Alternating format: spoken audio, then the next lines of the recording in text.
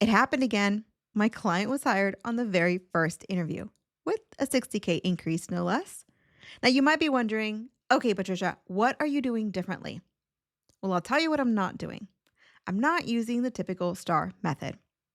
Now, I totally get it. I get a ton of resistance when I tell people that. And usually the response I get is, well, every hiring leader expects to hear the STAR method, and that's what they want to hear. And I totally understand. Now, don't check out just yet because your hiring leader will still hear the STAR method in your flow. But here's the thing, when we accept a best practice to the point where it just sounds really familiar to us, we miss the nuance and we miss the depth. And that is costing you the outcome. So keep listening because today I'm going to give you a 60-second self evaluation. I'll help you to understand what's been lost, and I'll show you 3 ways to elevate how you share your impact and your experience moving forward. You're listening to the Uncommon Career Podcast, and today we are covering why the STAR method is just not cutting it and how you can go even deeper. It's one of many episodes where I help you to elevate your brand, to communicate a really clear career message, and to shift those behavioral blind spots so that you can advance in your career. My name is Patricia Ortega, and I work with you to dig deep to find what is it about you, what's that X factor that makes employers sit up. I help you bring it to all of your communications, whether in writing and in person, so that you can get offers and land opportunities just like my client did yesterday. Now, before we get started, if you find yourself already 6 months in and 60,000 plus out, or you want to avoid that situation altogether, then I really encourage you to take a pause now and position yourself at every single interaction. Now, what does that look like?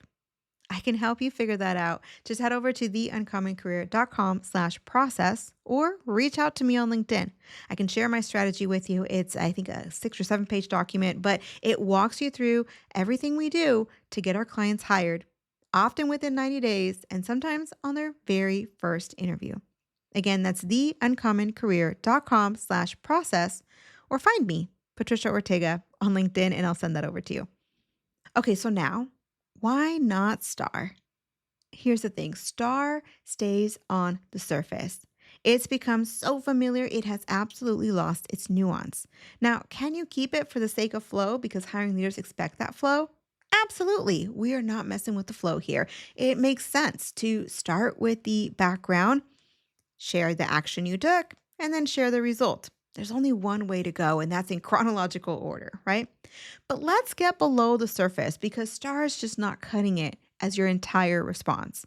Now, typically, when you jump into an interview, you share first the situation. Let me give you all the background details. Then you share the task. I was tasked with creating XYZ project. Then you share the actions you took. I took action A, then action B, then action C, and then finally you end with your result. Now, here's the thing, that response, that STAR response, talks about what you did. It completely leaves out how you think. Now, when you're just focused on what you did, what happens is that the employer is left to build a bridge. Actually, the employer is left to build 3 different bridges. One is, okay, well, she did this at that time, and this was at least a year or 2 ago, and so much has changed. Can she replicate it again? Under this new circumstance, with this new software, in this new situation. They also need to build a second bridge. Well, she did it in that environment. Maybe that was a startup. And where you're interviewing now, it's a more established organization. Or maybe they're different industries. Whatever the case, chances are it's not the same environment. There's a third bridge that the employer needs to build out. That third bridge has to do with your circumstance. Well, maybe under those circumstances it was easy, but under these circumstances that we have here in our organization, it's so much more complex. And you know why they think that? Because they have all the context for their situation. And for your situation, for your example, all they have is the context that you've shared with them. So it's really easy to jump to those kinds of conclusions because they only have the info that you shared. And sometimes we think we've shared the whole story, but it's really hard because There's only so many details you can share in a 3-minute response. So, there's 3 bridges that the employer has to build. That's a lot of mental gymnastics. Are they able to do it now at this new time frame? Are they able to do it now in this new environment? Are they able to do it now in this new circumstance? What that leads them to believe, this whole mental gymnastics situation, it leads them to believe that this was a serendipitous outcome, meaning, I don't know if I can really trust that you can recreate that same outcome here in our organization right now in this environment. You're selling your thinking, not a one off example. Now, on its face, Star is missing so many opportunities. I think Elizabeth shared that with us in the last episode. So if you just check the boxes, yeah, you'll be done answering the question, but you typically don't get the offer. What you're looking for is to find ways to, again, share how you think more so than just what you did. Do you need to share the details of what you did? Absolutely. But the value isn't in the action you took, the value is in how you operate, such that you can recreate the same situation anywhere. Okay, so here's a quick self assessment 60 seconds. Ready? When you answer your interview questions, do they sound a little bit like, here's the background? I was tasked to do A, B, and C. Then I took A, B, and C action. And here is the result. We increased revenue and we filled our talent pipeline. If you're thinking, huh, it does kind of sound really straightforward, then that's okay because we're about to go over 3 ways to elevate your response. 3 ways to show how you think so that they can see that the value is in your work, not in the environment or at that time the market was good or whatever other situations might be in play. The first one is to think in systems and frameworks. Now, even more so than thinking in systems and frameworks, your mind naturally does that, but now you want to articulate that and show them how you see patterns across different situations. This is where you can share a career experience and let them know, hey, this is not my first rodeo. I've been working in this field for the last 10 or 15 plus years. And over the years, I've seen this situation multiple times. And in order to get us from point A to point B, I usually engage a 3-step process. Step 1 is A, step 2 is B, step 3 is C. Then you walk them through that process.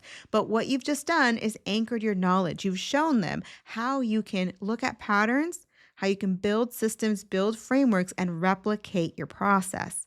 Now, that process isn't a product of the circumstances, it's a product of your knowledge.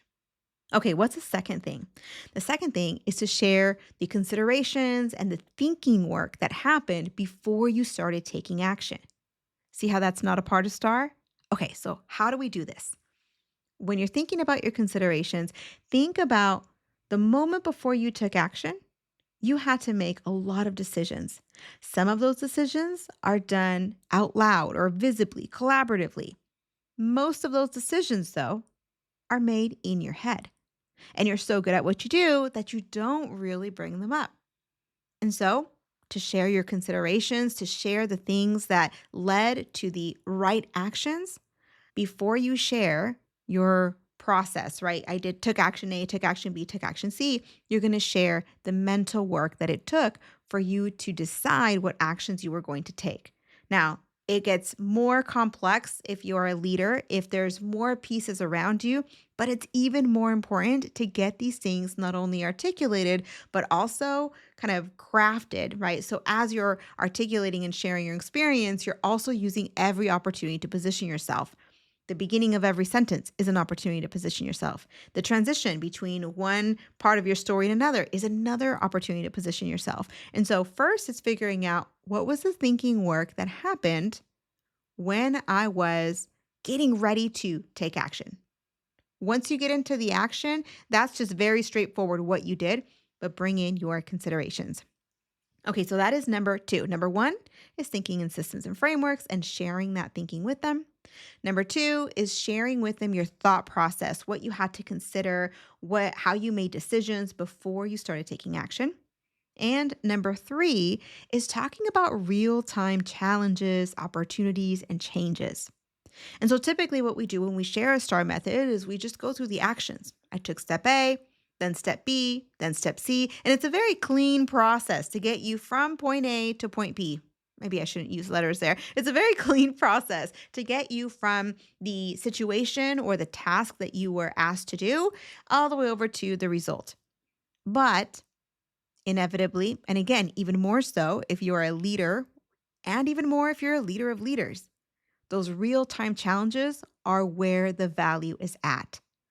So you started taking action, and then senior leadership decided to go in a different direction.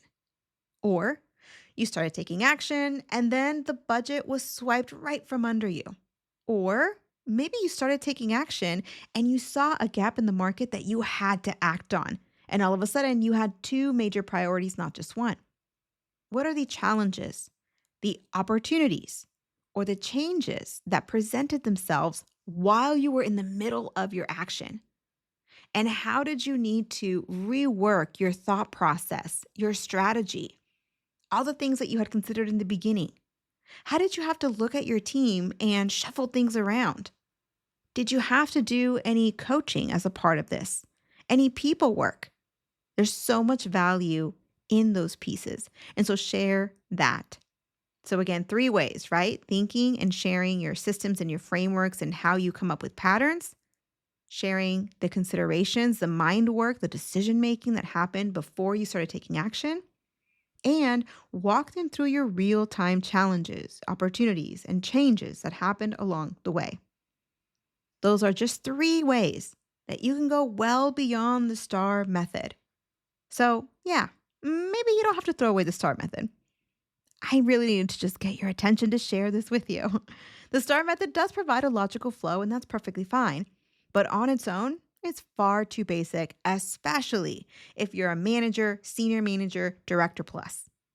Share your thinking. Sell your potential, not a past example. And that way, employers can think, oh, she made this happen.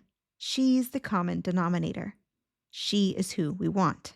Now, if you just had a bit of an aha moment, maybe you thought, oh, I need to share how the outcome is a result of my thinking, not some serendipitous situation, then you're exactly where you need to be.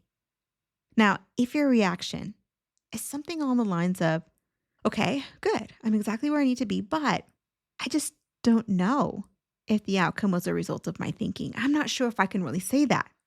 Let me encourage you, 60% of my clients say that. 60%, more than half.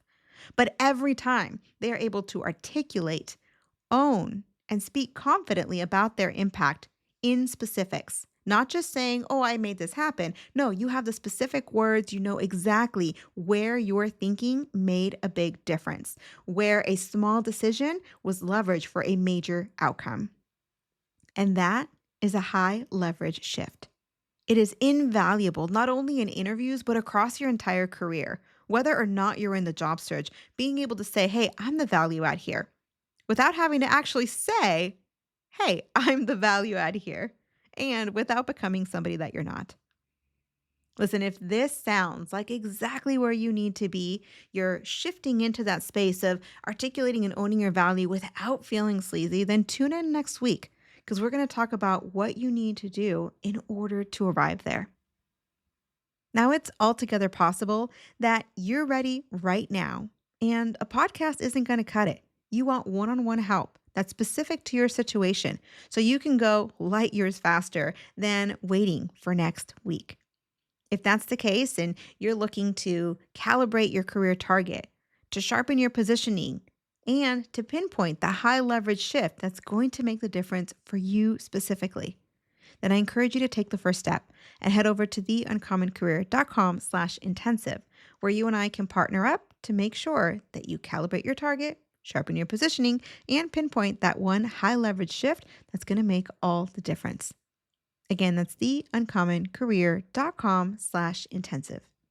That's all I have for you today. I hope this is helpful for you. And as always, know that Denise and I are praying for you. We're cheering you on, and we'll see you on the next one. Hey, thanks for listening. I really appreciate you spending time with me today. If you found this episode helpful, please tap the 5-star review on the show's homepage in your podcast app. It would absolutely make my day, and it helps others discover the Uncommon Career Podcast. Now, to download your free career resources and learn how I help seasoned professionals land amazing offers in as little as 90 days, click on the link in the description or go to theuncommoncareer.com. Thanks again, and I'll see you on the next one.